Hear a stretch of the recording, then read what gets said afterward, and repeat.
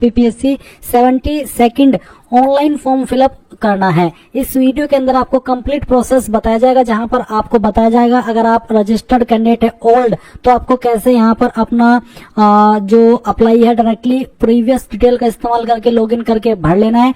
And अगर आप fresher है तो कैसे आपको नया राशन क्रिएट करते हुए अपना फॉर्म भरना है। इस सब के बारे में आपको बहुत ही अच्छे से जानकारी दी। आपको यहाँ पर दोबारा राशन करने की आवश्यकता नहीं है, आप डायरेक्टली लॉगिन करेंगे। इसके लिए आप यहाँ पर इसमें क्या करेंगे, आपका रजिस्टर्ड ईमेल आईडी या फिर मोबाइल नंबर या फिर यूजर नेम कोई एक चीज आप यहाँ पर डालेंगे। मैं आपको सजेस्ट कर रहा हूँ कि या तो आप ईमेल आईडी यूज कर ले या फिर नंबर डाल दे जो आपने रजिस्टर किया था।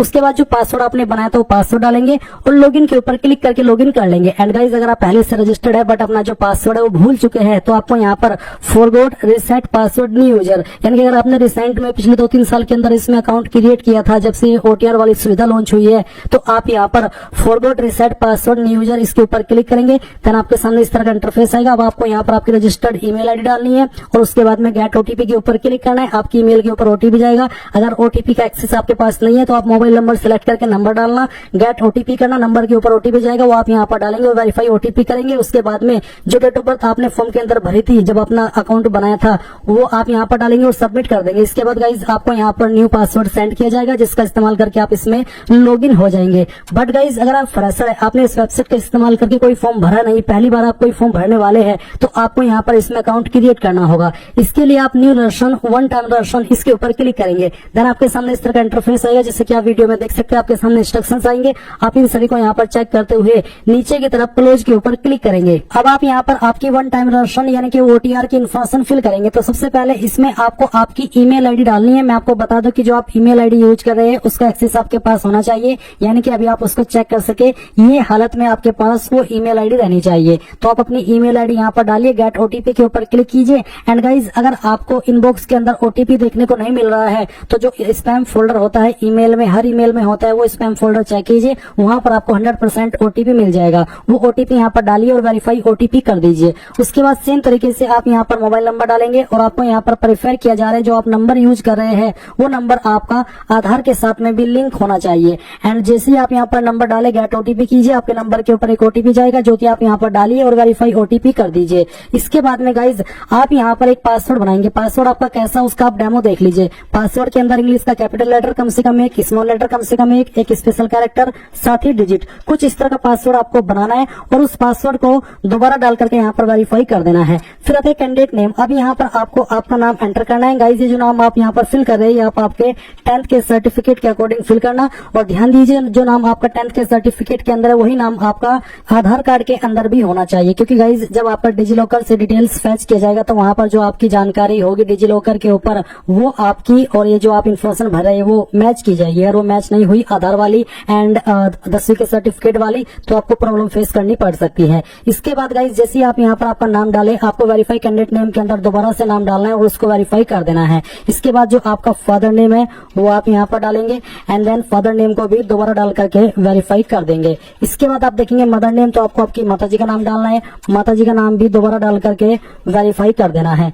इसके बाद नीचे की तरफ आएगा कैंडिडेट डेट ऑफ बर्थ, तो आपको यहाँ पर इसमें इस तरह से क्लिक करना है और जो भी आपका डेट ऑफ बर्थ है वो आपको सिलेक्ट कर लेना है। पहले आप यहाँ से आपका ईयर सिलेक्ट कर लीजिए, फिर यहाँ से जो भी आपका मंथ है वो आपको सिलेक्ट करना होगा और फिर यहाँ से डे, तो आपका डेट ऑफ बर्थ आ जाएगा। इसके बाद अगेन आपको आपके डेट ऑफ बर्थ को सिलेक्ट करना है और वेरीफाई कर देना है। तो यहाँ से आप ईयर सिलेक्ट कीजिए, फिर मंथ और उसके बाद में डे, तो आपका डेट ऑफ बर्थ आ जाएगा। इसके बाद आएगा आपका जेंडर, तो आपको जेंडर सिलेक्ट कर लेना है, मेल फीमेल या ट्रांसजेंडर। उसके बाद जेंडर को भी दोबारा सिलेक्ट करके वेरीफाई करना है। फिर आप यहाँ पर ये जो कोड आएगा वो कोड आप यहाँ पर डालिए, आई एग्री इसके ऊपर क्लिक कीजिए और प्रीव्यू एंड रजिस्टर इसके ऊपर क्लिक कीजिए। अब आपने यहाँ पर जो भी इन्फॉर्मेशन भरी है वो आपके सामने है और इस तरह से है जैसे कि आप यहाँ पर वीडियो में देख पा रहे हैं। अभी आपको एक एक इन्फॉर्मेशन को अच्छे से चेक कर लेना है और इन बॉक्स के ऊपर टिक करना है। इनके ऊपर राइट टिक करने का मतलब ये होता है कि आपने इन जानकारी को चेक कर लिया है और आपके अकॉर्डिंग ये सभी जानकारी सही है, क्योंकि इसके बाद में आप इन जानकारी में कोई भी चेंजेस नहीं कर पाएंगे। तो आप यहाँ पर इस तरह से टिक कीजिए। सभी के ऊपर टिक करने के बाद आप आप यहाँ पर कंफर्म रजिस्ट्रेशन इसके ऊपर क्लिक करेंगे। अब आपके सामने यहाँ पर एक सवाल आता है कि are you sure you want to redirect to DigiLocker, क्या आप श्योर है आप डिजिलॉकर के लिए रिडायरेक्ट होना चाहते हैं? तो आप यहाँ पर अगर नो करेंगे तो आप डायरेक्टली अपना जो रजिस्ट्रेशन है वो कर लेंगे। जैसे कि मैं अगर यहाँ पर नो करता हूँ तो नो करने के बाद में गाइज आप यहाँ पर इस वाले इंटरफेस पर आ चुके हैं। अब आप जो आपका रजिस्ट्रेशन है वो हो चुका है। अभी यहाँ पर जो अभी आपने ईमेल आईडी रजिस्टर की है, फिर जो नंबर रजिस्टर किया है उसका इस्तेमाल करके लॉगिन हो सकते हैं। आप यहाँ पर आपका रजिस्टर्ड ईमेल आईडी या नंबर डालिए एंड जो पासवर्ड आपने बनाया वो यहाँ पर फिल कीजिए और लॉगिन कर लीजिए। और अगर आप डिजिलॉकर वाले सवाल पर यस कर देते हैं तो आपको डिजिलॉकर की वेबसाइट के ऊपर डायरेक्ट किया जाता है, जहां से आपको डिटेल्स फेच करने को बोला जाता है। आप वहां पर लॉगिन करते हैं और डिटेल्स को फेच कराते हैं। बट मैंने यहाँ पर डिजिलॉकर से फेच नहीं कराया, और ऐसा नहीं है कि मैं फेच नहीं करा सकता, अभी भी लॉगिन करके मैं उसको करा सकता हूँ। पहले चलिए हम लॉगिन कर लेते हैं। तो आप यहाँ पर डिटेल्स डालिए अपनी जो भी आपने यहाँ पर बनाई और लॉगिन के ऊपर क्लिक कीजिए। जैसे आप यहाँ पर डिटेल डाल करके लॉगिन के ऊपर क्लिक करते तो एक कैप्चा कोड आता है, वो कैप्चा कोड आप यहाँ पर इस तरह से भर दीजिए जैसे कि मैंने भरा, और फिर प्रोसीड के ऊपर क्लिक कर दीजिए। अब फिर से आप यहाँ पर एक सवाल देख रहे हैं कि क्या आपको डिजिलॉकर के लिए रिडायरेक्ट होना है। अगर होना है तो यस कर दे, नहीं होना है तो आप यहाँ पर नो कर सकते हैं। अगर मान लीजिए आप यस करें तो क्या होगा वो आप देख लीजिए। चलिए मैं यहाँ पर यस कर देता हूँ। अब यस करने के बाद आपको डिजिलॉकर की वेबसाइट के ऊपर भेज दिया है। अगर आपका डिजिलॉकर के ऊपर अकाउंट नहीं बना हुआ है तो आप यहाँ पर साइन अप के ऊपर क्लिक करके अकाउंट बना सकते हैं। इसमें आपको आपका मोबाइल नंबर डालना है जो आप रजिस्टर करना चाहते हैं। मैं आपको सजेस्ट करूंगा आप यहाँ पर वही नंबर यूज कीजिए जो आधार कार्ड के साथ में लिंक हो और जो आपने अभी ओटीआर करते समय यूज किया है। और फिर जनरेट ओटीपी के ऊपर क्लिक कीजिए, आपको ओटीपी सेंड किया जाएगा। वो ओटीपी आप यहाँ पर डाल देना, फिर अपना फुल नेम डालना जो अभी आपने फॉर्म के अंदर भरा और जो आपका 10th के सर्टिफिकेट में और आधार में भी है। उसके बाद डेट ऑफ बर्थ सिलेक्ट करेंगे, जेंडर सिलेक्ट करेंगे, एक यूजर नेम बनाएंगे, पिन डालेंगे जिसके माध्यम से आप लॉगिन होना चाहते हैं, पिन को दोबारा डालेंगे और फिर ये I consent to terms of use इसके ऊपर टिक करके वेरीफाई कर देंगे। देन आपका डिजिलॉकर अकाउंट बन जाएगा। उसके बाद यहाँ पर आप इसमें अपना जो अकाउंट है लॉगिन करेंगे। चलिए यहाँ पर आप इसमें लॉगिन हो जाइए। इसके बाद गाइज जो नंबर आपका डिजिलॉकर अकाउंट पर आपने रजिस्टर किया उसके ऊपर एक ओटीपी जाएगा, वो आप यहाँ पर डालिए और साइन इन इसके ऊपर क्लिक कीजिए। इसके ऊपर क्लिक करने के बाद में यहाँ पर प्रोसीड विद केवाईसी, आपको आपका आधार नंबर डालना है और वेरीफाई इसके ऊपर क्लिक करना है। जैसे आपका यहाँ पर केवाईसी हो जाए तो आप यहाँ पर रिटर्न टू बीपीएससी ऑनलाइन इसके ऊपर क्लिक करेंगे और यहाँ से आप यस कर देंगे। यस करने के बाद में आपको यहाँ पर इसी वेबसाइट के ऊपर सेंड किया जाएगा। और अगर आप यहाँ पर डायरेक्टली मेन डैशबोर्ड पर नहीं पहुंच पाते तो आपको यहाँ पर इसमें लॉगिन वाले सेक्शन का इस्तेमाल करके लॉगिन हो जाना है। यानी कि आपको आपका रजिस्टर ईमेल या नंबर इस्तेमाल करना है, आपने जो पासवर्ड बनाया था वो डालना है और लॉगिन के ऊपर क्लिक करना है। इसके बाद यहाँ पर लॉगिन करने के लिए आप ये कैप्चा कोड डालेंगे और प्रोसीड के ऊपर क्लिक कर देंगे। इसके बाद गाइज यहाँ पर अगेन आपको बोला जा रहा है कि क्या आप डिजिलॉकर के लिए रिडायरेक्ट होना चाहते हैं, अगर हाँ तो यस, नहीं तो आप नो करेंगे। इसके बाद आपके सामने यहाँ पर कुछ इस तरह का इंटरफेस आएगा जैसे कि आप वीडियो में देख पा रहे हैं। अभी आपको यहाँ पर प्रोफाइल क्रिएशन इसके ऊपर क्लिक करना है। एंड गाइज अगर आप पहले से रजिस्टर्ड है तो आप क्या करेंगे, आप यहाँ पर माई अकाउंट के सेक्शन पर जाएंगे। माई अकाउंट के सेक्शन पर जाने के बाद में आपको यहाँ पर अनलॉक प्रोफाइल के ऊपर क्लिक करना है। आपके नंबर और ईमेल दोनों के ऊपर ओटीपी सेंड किए जाएंगे। जैसे ही आप दोनों ओटीपी डाल करके आगे बढ़ेंगे तो आपकी जो प्रोफाइल क्रिएशन का सेक्शन है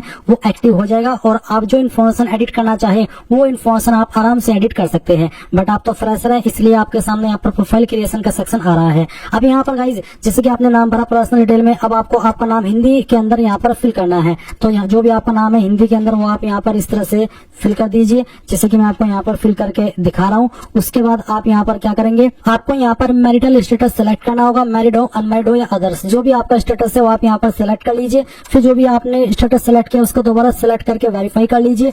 आईडी टाइप में आप यहाँ पर कोई एक आईडी सेलेक्ट कर लीजिए जो भी आपके पास इनमें से आईडी है, जैसे कि यहाँ पर आधार कार्ड है, पैन कार्ड है, ड्राइविंग लाइसेंस है, इनमें से कोई एक आईडी आपके पास होनी ही चाहिए। तो जो भी आईडी आपने सेलेक्ट की है वो सेलेक्ट करने के बाद में आप यहाँ पर वो आईडी का नंबर 1.10 के अंदर फिल कर देंगे, ये जो सेक्शन है। साथ ही गाइज आप देखेंगे 1.11 बॉडी आइडेंटिफिकेशन मार्क, आपकी बॉडी के ऊपर ऐसा निशान जिससे आपकी बॉडी की पहचान होती है। ये निशान आपकी बॉडी के ऊपर कहीं पर भी हो सकता है, जैसे कि जलने का, कटने का, कोई बर्थ मार्क, आप उस निशान के बारे में यहाँ पर लिख देना। अगर कोई निशान न हो, बिल्कुल बॉडी क्लीन हो तो आप यहाँ पर नो मार्क लिख सकते हैं। उसके बाद 1.11.1 have you ever changed your name, क्या आपने कभी आपका नाम बदला है, अगर हाँ तो यस, नहीं तो आप नो करेंगे। उसके बाद यहाँ पर एक पॉइंट हो रहा है 1.12 के रूप में कि are you a citizen of India, क्या भारत के नागरिक है, तो आप इसमें यस कर दीजिए। फिर यहाँ पर आपके सामने एक सवाल है, क्या आप और आपके पिता बिहार के स्थायी यानी कि मूल निवासी है, अगर है तो यस कर देंगे, नहीं है तो नो करेंगे। फिर उसके बाद में यहाँ पर आपको पूछे कि सत्यापित करें, यानी कि इस आंसर को आपको दोबारा से देना है, तो आप दोबारा से फिर से इसमें यस कर देना, अगर नहीं है तो आप नो कर सकते हैं। और नो करने पर जो बिहार के अलावा अन्य स्टेट से इस फॉर्म को भरेंगे उनको जनरल कैटेगरी के अंदर काउंट किया जाएगा। अगर मैं यहाँ पर नो कर देता हूँ तो कोई अतिरिक्त ऑप्शन नहीं आता, और यस करता हूँ तो भी यहाँ पर कोई अतिरिक्त ऑप्शन अभी के लिए नहीं आ रहा है। हाँ आ रहा है, जो कि है, माफी चाहता हूँ, रेसिडेंस सर्टिफिकेट का, यानी कि आपको आपकी कास्ट सर्टिफिकेट सर्टिफिकेट की जानकारी देनी है और ये जो बिहार के कैंडिडेट है उन्हीं को देनी है। तो जो भी आपका निवास प्रमाण पत्र है उसका जो सर्टिफिकेट नंबर है वो आप यहाँ पर डाल देंगे और कब ये सर्टिफिकेट इशू हुआ है वो डेट भी आप यहाँ पर इस तरह से सिलेक्ट कर लेंगे। फिर यहाँ पर नीचे आती है कास्ट कैटेगरी डिटेल। तो आपसे पूछे कि do you belong to reserved category, क्या आप रिजर्व्ड कैटेगरी से बिलोंग करते हैं? अगर हाँ तो यस कर देंगे। यस करने पर फिर आपको बतानी होगी कि आपकी इनमें से रिजर्व्ड कैटेगरी कौन सी, जैसे कि EWS, SC, ST, EBC, BC जो भी है वो आप यहाँ पर सिलेक्ट कर लेना। फिर उस कैटेगरी को दोबारा सिलेक्ट करके वेरीफाई कर लेना। उसके बाद में सिलेक्ट कास्ट नेम, अब आपकी इनमें से कौन सी कास्ट है वो कास्ट आपको यहाँ पर सिलेक्ट कर लेनी है। उसके बाद में यहाँ पर आप देखेंगे एनसीएल सर्टिफिकेट नंबर, यानी कि जो आपका कास्ट सर्टिफिकेट नंबर है वो आपको यहाँ पर देना है और ये भी आपका बिहार स्टेट के द्वारा जारी होना चाहिए। अब चलिए कास्ट सर्टिफिकेट से संबंधित कुछ जानकारी मैं आपको देता हूँ कि आपको कास्ट सर्टिफिकेट की इन्फॉर्मेशन कैसे फिल करनी है। मेरे पास जो कास्ट सर्टिफिकेट है ये यूपी स्टेट के द्वारा जारी हुआ है और कुछ इसी तरह का आपका जो बिहार स्टेट का है वो भी जारी हुआ होगा। तो आपको क्या करना है, कहाँ से क्या जानकारी समझनी है वो आपको यहाँ पर देख लेना है। तो इस तरह का आपका सर्टिफिकेट होगा। ये जाति प्रमाण पत्र है, इसमें कहाँ पर क्या जानकारी लिखी है मैं आपको बताता हूँ। ये यहाँ पर सर्टिफिकेट नंबर मांगे हैं, तो जो आपका प्रमाण पत्र क्रमांक होता है यही आपका सर्टिफिकेट होता है, सर्टिफिकेट नंबर होता है, वो आप यहाँ पर डाल देना। इशू डेट भी आपको यहाँ पर जारी दिनांक के सामने देखने को मिल जाती है। तो जो भी आपकी जारी दिनांक है वो आप यहाँ पर इसमें इस तरह से सिलेक्ट कर लेना। उसके बाद में आप यहाँ पर नीचे की तरफ देखेंगे सर्टिफिकेट इश्यूड बाय, किसके द्वारा सर्टिफिकेट जारी हुआ है, सीओ, आरओ, एसडीएम या डीएम, इनमें से जिसके द्वारा भी जारी हुआ है वही आप यहाँ पर सिलेक्ट कर लीजिए। उसके बाद एक और सवाल है कि क्या आप एक ग्रैंडसन या फिर ग्रैंड डॉटर है फ्रीडम फाइटर के, अगर हाँ तो यस, नहीं तो आपको नो करना है। उसके बाद फिजिकल मेजरमेंट की जानकारी देनी होगी, आपकी हाइट सेंटीमीटर के अंदर कितनी है वो आपको यहाँ पर लिख देना है। आपका वेट किलोग्राम के अंदर कितना है वो आपको यहाँ पर लिख देना है। आपकी चेस्ट सेंटीमीटर के अंदर कितनी है वो आपको यहाँ पर लिखनी है, ये आपको लिखनी है बिना फुलाए, और फुला करके कितनी हो जाती है वो लिखनी है आपको यहाँ पर इस सेक्शन के अंदर, जो कि आपको यहाँ पर मैंने फिल करके दिखाया है।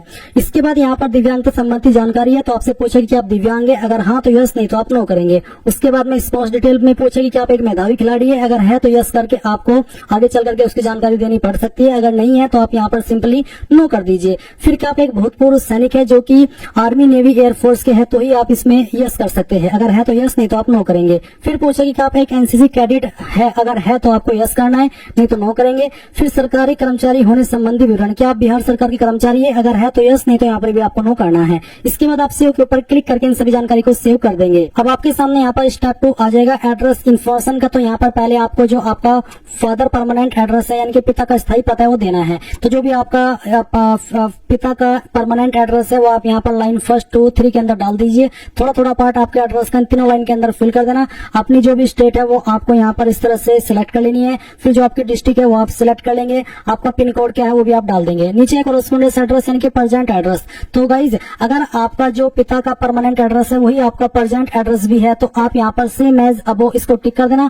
अगर ये एड्रेस अलग अलग है तो आप यहाँ पर अनटिक करके अलग से अपना प्रेजेंट एड्रेस फिल कर देना और उसके बाद सेव के ऊपर क्लिक कर देना। नाउ आपके सामने यहाँ पर जो स्टेप 3 है अदर इन्फॉर्मेशन का, ये भी एक्टिव हो चुका है। अब इसमें यहाँ पर कुछ सवालों के आपको आंसर करने हैं, तो आपको एक एक सवाल पढ़ना है और जो चीज आपके ऊपर लागू है उसमें यस करना है, जो लागू नहीं है उसमें नो करना है। जैसे कि सवाल है कि आपके विरुद्ध किसी न्यायालय में कोई अभियोजन लंबित है, इनके कोई केस पेंडिंग है, अगर है तो यस कर देना, नहीं तो आप नो कर देंगे। फिर क्या बार काउंसिल या मेडिकल काउंसिल या एसोसिएशन या अन्य व्यावसायिक संस्थान द्वारा अनुशासनात्मक या इसी तरह की कोई अन्य कार्रवाई शुरू की गई है आपके अगेंस्ट, अगर हाँ तो यस, नहीं तो आप नो करेंगे। क्या आपके विरुद्ध सरकारी अर्ध सरकारी संगठनों द्वारा कोई अनुशासनात्मक कार्रवाई शुरू की गई है, अगर हाँ तो यस, नहीं तो यहाँ पर भी नो करना है। क्या आपके खिलाफ कोई कोर्ट केस दायर किया गया था, अगर हाँ तो यस, नहीं तो यहाँ पर भी नो करना है। फिर क्या आपको निकाला गया यूपीएससी, बीपीएससी या फिर किसी भी अन्य स्टेट का पब्लिक सर्विस कमीशन के द्वारा, अगर हाँ तो यस, नहीं तो आपको नो कर देना है। फिर कुछ और सवाल है जैसे कि यहाँ पर पुरस्कार, पदक, छात्रवृत्ति आदि की डिटेल्स, अगर आपने स्पोर्ट्स कोटा वाले ऑप्शन में यस किया था तो आपको यहाँ पर अपने स्पोर्ट्स की इन्फॉर्मेशन देनी होगी, एंड अगर आपने इसमें नो किया तो आपके सामने ऑप्शन एक्टिव नहीं होगा। अब एक और सवाल है कि केवल टीआरई फिजिकल एजुकेशन अभ्यर्थियों के लिए ये ऑप्शन एक्टिव रहेगा, तो बेसिकली अब आपको इसमें कुछ नहीं करना है, यहाँ से सिंपली सेव कर दीजिए। ये इन्फॉर्मेशन सेव होने के बाद आप स्टेप 4 क्वालिफिकेशन इन्फॉर्मेशन के सेक्शन पर क्लिक करेंगे। अब गाइज सबसे पहले आपको यहाँ पर इसमें 10वीं की इन्फॉर्मेशन भरनी है, तो आप 10th मैट्रिक सेलेक्ट कर लेंगे एंड देन का क्वालिफिकेशन, नेम ऑफ क्वालिफिकेशन 4.2 में 10th मैट्रिक सेलेक्ट कर लेंगे। 4.3 यहाँ पर है सब्जेक्ट ब्रांच, तो ये इसके ऊपर एप्लीकेबल नहीं है, इसके लिए इनएक्टिव है।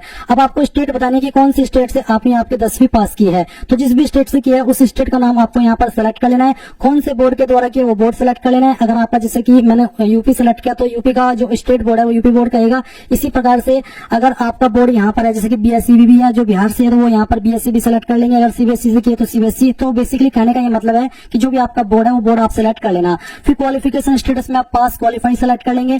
डेट ऑफ क्वालिफिकेशन कंप्लीशन यानी कि कब आपने क्वालिफिकेशन पास कर ली थी, जो आपका 10th का सर्टिफिकेट है वो उठाइए और उसके ऊपर जो डेट है पासिंग वाली वो आपको यहाँ पर इसमें सेलेक्ट कर लेनी है इस तरह से। उसके बाद देखिए एक्स्ट्रा अटेम्प्ट अगर कोई दिया था तो ठीक है, नहीं तो आप यहाँ पर इसमें 0 लिख देना क्योंकि कोई एक्स्ट्रा अटेम्प्ट हमने नहीं दिया। उसके बाद ऑब्टेन्ड मार्क्स, तो कितने नंबर आपको आए थे वो यहाँ पर डाल देंगे, कितने में से आए थे वो आप टोटल मार्क्स के अंदर डाल देंगे। एंड गाइस अगर आपके नंबर सीजीपीए के अंदर है तो आप यहाँ पर ऑब्टेन्ड मार्क्स में अपनी सीजीपीए डालेंगे जो आपको प्राप्त हुई थी और यहाँ पर टोटल मार्क्स सीजीपीए में वो डालने जिसमें से आपको आई थी। उसके बाद परसेंटेज कितनी है वो आप यहाँ पर डाल देंगे। नंबर ऑफ एकेडमिक मंथ, तो इसमें गाइस बेसिकली 10वीं को 12 मंथ में काउंट किया जाए तो आप यहाँ पर 12 सेलेक्ट कर लेना। क्लास ग्रेड क्या थी, फर्स्ट डिवीजन पास, सेकंड वो आप यहाँ पर सेलेक्ट कर लेंगे। मोड क्या था, डिस्टेंस कॉरेस्पॉन्डेंस या फिर ट्रेडिशनल रेगुलर, तो रेगुलर थी मैंने रेगुलर सेलेक्ट कर लिया। इसके बाद यहाँ पर कोई एक और नंबर है 4.17 सीट रोल नंबर, तो 10वीं का जो भी रोल नंबर था वो आप यहाँ पर डाल दीजिए। उसके बाद में ईयर ऑफ पासिंग किस साल के अंदर आपने पास कर ली थी वो साल आपको यहाँ पर सेलेक्ट कर लेना है। इसके बाद आप यहाँ पर ऐड के ऊपर क्लिक कर देंगे। ऐड के ऊपर क्लिक करने के बाद में ये जो इन्फॉर्मेशन है वो आपकी यहाँ पर इस तरह से ऐड हो जाएगी और यहाँ पर आ जाएगी। अब अगेन आपको यहाँ पर इसमें 12वीं की इन्फॉर्मेशन देनी है तो आप यहाँ पर 12th इंटरमीडिएट सेलेक्ट कर लेंगे। इसके बाद नेम ऑफ क्वालिफिकेशन के अंदर इंटरमीडिएट को सेलेक्ट करेंगे। फिर यहाँ पर ब्रांच बताना है आर्ट्स, कॉमर्स, एमसीवीसी या फिर साइंस, जो भी है वो आप सेलेक्ट कर लेना। फिर अपने स्टेट बताएंगे जौन सी भी स्टेट से आपने आपकी जो 12वीं है वो पास की है। फिर अपना बोर्ड बताएंगे। उसके बाद में आपका क्वालिफिकेशन स्टेटस में पास क्वालिफाइड सेलेक्ट कर लेना। डेट ऑफ क्वालिफिकेशन कंप्लीशन यानी कब आपने इसको पास कर लिया था वो आपको यहाँ पर इस तरह से सिलेक्ट कर लेना है। एक्स्ट्रा अटेम्प्ट अगर कोई दी तो आप लिख दीजिए, नहीं तो आप 0 लिख देना, कोई एक्स्ट्रा अटेम्प्ट नहीं। फिर आपको बताना है आपकी सीजीपीए या फिर आपके नंबर कितने आपको आए थे वो आप यहाँ पर एंटर करेंगे, कितने में से आए थे या फिर टोटल सीजीपीए क्या थी वो आप यहाँ पर डाल देना 4.10 में। उसके बाद में गाइज परसेंटेज कितनी थी आपकी वो भी आप यहाँ पर एंटर करेंगे, मैं डेमो के लिए फिल करके दिखा रहा हूँ। उसके बाद एकेडमिक मंथ में आपको यहाँ पर 24 सेलेक्ट कर लेना क्योंकि 10वीं के बाद में जो 12वीं होती है वो 24 मंथ में काउंट की जाती है, 11वीं 12वीं दोनों को काउंट किया जाता है। उसके बाद यहाँ पर आते क्लास ग्रेड, तो जो भी थी आपकी वो आप सिलेक्ट कर लीजिए। मोड क्या था, रेगुलर या प्राइवेट वो आप सेलेक्ट करेंगे। फिर कंपलसरी सब्जेक्ट आपके पास क्या क्या थे वो आप यहाँ पर सेलेक्ट कर लीजिए, मैं इसमें साइंस सेलेक्ट कर लेता हूँ। उसके बाद यहाँ पर आप देखेंगे ऑप्शनल सब्जेक्ट अगर आप देना चाहते हो तो आप सेलेक्ट कर सकते हैं, नहीं तो आप इसको खाली छोड़ दीजिए। और ये जो कंपलसरी सब्जेक्ट है वो आप यहाँ पर जरूर सेलेक्ट कर लेना। उसके बाद में जो आपका रोल नंबर था 12वीं का वो आप यहाँ पर डालेंगे। एंड देन किस साल के अंदर आपने पास कर ली थी वो आप सेलेक्ट करेंगे और ऐड के ऊपर क्लिक करके इस जानकारी को भी ऐड कर देंगे। अब आती है आपकी ग्रेजुएशन की जानकारी, तो यहाँ पर आइए अगेन इसमें क्या करेंगे, आप देख सकते हैं 12वीं के बाद में डिप्लोमा का ऑप्शन है, फिर ग्रेजुएट का, तो मैं ग्रेजुएट सेलेक्ट कर लेता हूँ। फिर नेम ऑफ क्वालिफिकेशन, तो किस फील्ड वाली क्वालिफिकेशन आपने की है, जैसे कि यहाँ पर काफी सारी क्वालिफिकेशन आपको देखने को मिल जाएगी। तो इनमें से जो भी क्वालिफिकेशन आपने की है जैसे कि B Com, B pharma, B honours, BA social science, BA programme, तो जो भी की है बेसिकली कहने का मतलब है वो आपको यहाँ पर सिलेक्ट कर लेनी है। आराम से देख लेना, इसमें बहुत बड़ी लिस्ट है, आपको आपकी वाली क्वालिफिकेशन जो भी आपने की होगी वो यहाँ पर देखने को मिल जाएगी। अब जो भी आपने क्वालिफिकेशन सेलेक्ट की है, क्योंकि गाइज ग्रेजुएशन की कैटेगरी में बहुत सारी क्वालिफिकेशन आती है, बहुत सारे फील्ड आते हैं, तो जो भी आप क्वालिफिकेशन सेलेक्ट करेंगे उससे जुड़ा हुआ आपको यहाँ पर सब्जेक्ट ब्रांच में अपना जो सब्जेक्ट है, जो ब्रांच है वो आपको सेलेक्ट करना होगा। इसके बाद यहाँ पर फिर आपको आपकी जो स्टेट है जहां से आपने इसको पास किया है वो आप यहाँ पर सेलेक्ट कर लेंगे। बोर्ड यूनिवर्सिटी का नाम आप यहाँ पर सेलेक्ट कर लेंगे। फिर क्वालिफिकेशन स्टेटस पास या फिर अभी आप अपीयर्ड हो तो जो भी है स्टेटस वो आप सेलेक्ट कर लीजिए। मेरा पास है तो मैंने पास सेलेक्ट कर लिया। अगर आप अपीयर्ड सेलेक्ट करते हैं तो गाइज यहाँ पर आप देख सकते हैं कि जिन ऑप्शन के सामने ये जो स्टार का आइकन लगा है इसमें ये फिल करना अनिवार्य है, बाकी ऑप्शन फिल करने जरूरी नहीं है। तो मेरा पास है, मैं इसको पास सेलेक्ट कर लेता हूँ। फिर आता है डेट ऑफ क्वालिफिकेशन कंप्लीशन, यानी कि कब आपने इसको पास कर लेता वो आपको यहाँ पर एंटर करना है। तो जब भी आपने इसको पास किया वो आप यहाँ पर सेलेक्ट कीजिए। फिर यहाँ पर आपका मंथ और डे। इसके बाद में एक्स्ट्रा अटेम्प्ट अगर कोई दिया तो आप लिख दीजिए, नहीं तो आप 0 लिखेंगे। उसके बाद कितने नंबर आपको आए थे वो नंबर आप यहाँ पर फिल कीजिए। मैं नंबर डेमो के लिए फिल करके दिखा रहा हूँ आपको। जैसे कि मैंने कहा कि आप यहाँ पर आपके रियल नंबर डालेंगे सभी ईयर के मिला करके। उसके बाद में आपको यहाँ पर आपके जो टोटल नंबर है वो एंटर कर देने हैं। उसके बाद आपकी परसेंटेज कितनी बनती है वो आप यहाँ पर डाल देंगे। नंबर ऑफ एकेडमिक मंथ कितने थे वो आपको यहाँ पर सेलेक्ट कर लेना है। आपकी क्लास ग्रेड क्या है वो सेलेक्ट कर लेंगे। अपना मोड सेलेक्ट करेंगे। उसके बाद में कंपलसरी सब्जेक्ट यहाँ पर आप सेलेक्ट कर लीजिए जो आपके पास थे। उसके बाद में कोई ऑप्शनल सब्जेक्ट आप देना चाहे वो दे सकते हैं, बाकी इन्फॉर्मेशन यहाँ पर देना अनिवार्य नहीं है। काउंसिल नंबर तो दे दीजिए, नहीं तो खाली छोड़ दीजिए। फिर आपका जो फाइनल ईयर का रोल नंबर था यानी कि लास्ट ईयर का या लास्ट सेमेस्टर का वो आप यहाँ पर डाल दीजिए। और फिर किस साल के अंदर पास की थी वो साल आपको सेलेक्ट कर लेना है और ऐड के ऊपर क्लिक करके इस जानकारी को भी आपको यहाँ पर ऐड कर देना है। तो इस तरह से आपकी जानकारी ऐड हो जाएगी। अब अगर आपने कोई और क्वालिफिकेशन भी किया और आप उसको देना चाहते तो दे सकते हैं। वैसे अप्लाई करने के लिए इस वैकेंसी पर आपसे ग्रेजुएट की योग्यता मांगी है। अब गाइज आप क्या करेंगे, आप यहाँ पर सेव के ऊपर क्लिक करके इसको कंफर्म कर देंगे। कंफर्म करते ही डिटेल्स आपकी सेव हो जाएगी। इसके बाद आपको स्टेप 5 एक्सपीरियंस इन्फॉर्मेशन के सेक्शन पर क्लिक करना है। एक्सपीरियंस इस वैकेंसी पर अप्लाई करने के लिए जरूरी नहीं है, तो आप यहाँ पर इसमें नो करके सेव कर देना। उसके बाद आप स्टेप 6 के ऊपर आएंगे और यहाँ पर आपको जो आपका लाइव फोटो है वो कैप्चर करना है। तो कैप्चर लाइव फोटो इसके ऊपर क्लिक कीजिए। 5 सेकंड में आपका कैमरा ओपन हो जाएगा। तो आप यहाँ पर आपका जो फोटो कैप्चर कर लेंगे। चलिए मैं यहाँ पर इसको कैप्चर कर लेता हूँ। जैसे कैमरा ऑन हो आप सिंपली आपको कैमरे में आना है, सेट इमेज इसके ऊपर क्लिक कर देना है। इसके बाद आप यहाँ पर देख सकते हैं फोटो अपलोडेड सक्सेसफुली एंड उसके बाद आप ओके कर देंगे। ओके करने के बाद नीचे की तरफ आएंगे और यहाँ पर आपको सिग्नेचर अपलोड करना है। यहाँ पर पहले आपको बोला है सिग्नेचर इंग्लिश के अंदर अपलोड करने को और नीचे हिंदी के अंदर। इंग्लिश का सिग्नेचर तो कुछ भी हो सकता है क्योंकि इसमें तो आप सिग्नेचर का मतलब ही सिग्नेचर होता है जहां पर आप कुछ भी अपना जो साइन है वो रख सकते हैं, चाहे वो आपका नाम हो चाहे फिर कुछ अन्य चीज, वो आप सिग्नेचर के अंदर अपलोड करेंगे इंग्लिश वाले। हिंदी के अंदर आपको सिंपली अपना जो नाम है हिंदी के अंदर वो अपलोड कर देना है। कई बार ऐसा होता है कि बहुत सारे कैंडिडेट का जो सिग्नेचर है वो हिंदी के अंदर ही होता है। तो अगर आपका हिंदी और इंग्लिश सिग्नेचर एक ही है यानी कि आप सिग्नेचर अपना हिंदी में ही करते हैं तो गाइज आप यहाँ पर दोनों में सेम फाइल अपलोड कर सकते हैं। बट फिर भी सजेशन यही रहेगा कि अगर आप अपना नाम लिखते हैं हिंदी, जैसे कि आप हिंदी वाला सिग्नेचर करते हैं तो आपको इंग्लिश सिग्नेचर के अंदर अपना नाम इंग्लिश के अंदर लिख देना है। और अगर आपका जो सिग्नेचर है वो इंग्लिश वाला अलग है, हिंदी के अंदर आपको फिर अपना सिंपल नाम लिखना होगा। इंग्लिश वालों को तो हिंदी के अंदर सिंपल नाम लिखना होगा जो मेनली सिग्नेचर अपना इंग्लिश के अंदर करते हैं, और जो मेनली सिग्नेचर अपना हिंदी के अंदर करते हैं उनको इंग्लिश के अंदर अपना नाम सिंपली लिख देना है और हिंदी के अंदर जो भी उनका सिग्नेचर है वो यहाँ पर अपलोड कर देना है। इसका साइज 15 KB से कम रखा है और जो पिक्सल है वो भी आपको यहाँ पर सजेस्ट किया गया है। तो आप चूज फाइल इसके ऊपर क्लिक कीजिए, जहां पर भी आपकी फाइल है सिग्नेचर की वो आपको यहाँ पर सेलेक्ट कर लेनी है। मैं चलिए आपको एक फाइल अपलोड करके दिखाता हूँ। जैसे ही आप आपकी फाइल सेलेक्ट करेंगे वो यहाँ पर इस तरह से आ जाएगी। फिर आपको यहाँ पर जो हिंदी वाली है वो भी आपको सेलेक्ट कर लेनी है। तो जहां पर भी आपकी हिंदी फाइल है वो आप सेलेक्ट करेंगे। मैं चलिए यहाँ पर एक फाइल हिंदी वाली आपको सिग्नेचर की अपलोड करके दिखा देता हूँ। तो यहाँ पर आपको आपका हिंदी वाला फाइल सिग्नेचर का इस तरह से सेलेक्ट कर लेना है और उसके बाद में आप सेव के ऊपर क्लिक करेंगे। अब देख लीजिए signature image uploaded successfully. Guys अगर उनका जो पिक्सल यहाँ पर आपको सजेस्ट किया गया उनके बीच में न हुआ तो आपका जो सिग्नेचर है वो अपलोड नहीं हो पाएगा। ध्यान दीजिए आपके सिग्नेचर की जो चौड़ाई है वो 250 पिक्सल से लेकर के 320 पिक्सल के बीच में हो एंड हाइट उसकी 150 पिक्सल से लेकर के 220 पिक्सल के बीच में होनी चाहिए। अगर आपको इशू आए इसमें तो आप बता देना, मैं एक अलग से स्पेशल वीडियो बना दूंगा कि कैसे आपको अपने मोबाइल से इसको बनाना है। अब आप आई एग्री इसके ऊपर क्लिक करेंगे और अगर गाइज आपने एक बार सबमिट एंड लॉक प्रोफाइल कर दिया तो फिर आप कोई इन्फॉर्मेशन एडिट नहीं कर पाएंगे। हाँ आप उसको दोबारा से ओटीपी मंगा करके एडिट जरूर कर सकते हैं। चलिए अब मैं सबमिट एंड लॉक प्रोफाइल इसके ऊपर क्लिक करता हूँ और यहाँ से कंफर्म कर देता हूँ। कंफर्म करने के बाद में आप यहाँ पर न्यू एप्लीकेशन इसके ऊपर क्लिक करेंगे एंड आप देख सकते हैं कि यहाँ पर आपको 72 सेकंड CC 2026 की वैकेंसी देखने को मिल रही है। अब आप यहाँ पर देख सकते हैं आपको बोला है एक्शन के नीचे पे फीस, आप पे फीस इसके ऊपर क्लिक कीजिए। इसके ऊपर क्लिक करने के बाद में आपको यहाँ पर फीस पे करने के लिए बोला जाएगा। तो आप यहाँ पर I understand wish to proceed इसके ऊपर क्लिक करेंगे और कंफर्म इसके ऊपर क्लिक कर देंगे। अभी आपको यहाँ पर इस तरह से एक ऑप्शन देखने को मिलेगा जैसे कि आप वीडियो के अंदर देख सकते हैं। आपको यहाँ पर सिलेक्ट करना है कंबाइंड कॉम्पिटिटिव एग्जाम एंड जो आपकी इसमें चाइल्ड डेवलपमेंट प्रोजेक्ट ऑफिसर की वैकेंसी अगर आपको इस पर भी अप्लाई करना है तो आप वो भी टिक कर सकते हैं। एंड अगर आपको यहाँ पर कंबाइंड कॉम्पिटिटिव एग्जाम इसके लिए अप्लाई करना है तो आप इसको टिक कर देंगे।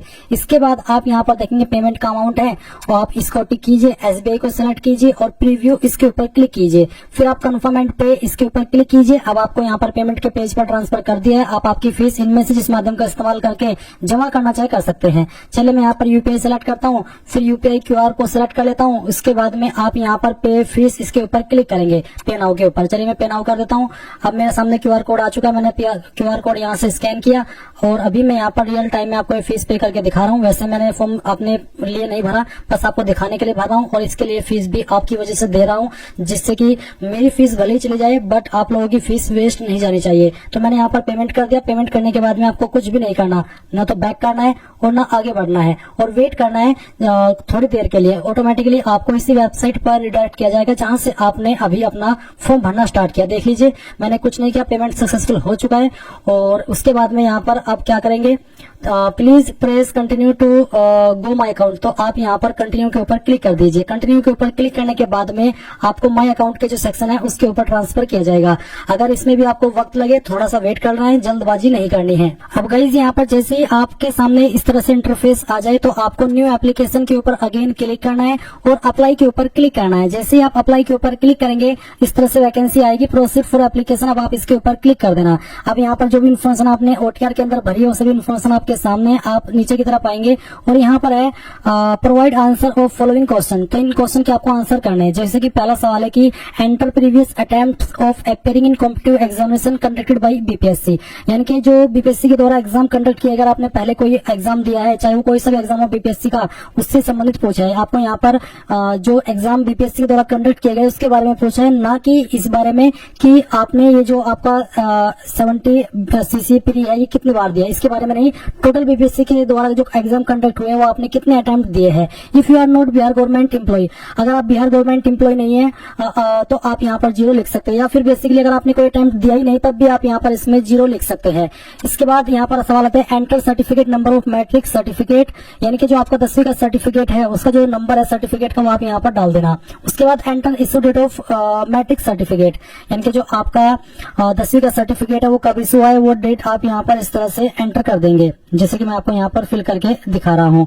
इसके बाद आप देखेंगे enter certificate number of graduate passing certificate, जो आपका ग्रेजुएट पासिंग सर्टिफिकेट है उसका नंबर आप यहाँ पर डाल देना। फिर वो जो सर्टिफिकेट है वो आपका कब जारी हुआ है उसकी डेट भी आपको यहाँ पर इस तरह से एंटर कर देनी है, जैसे कि मैं आपको एंटर करके दिखा रहा हूँ।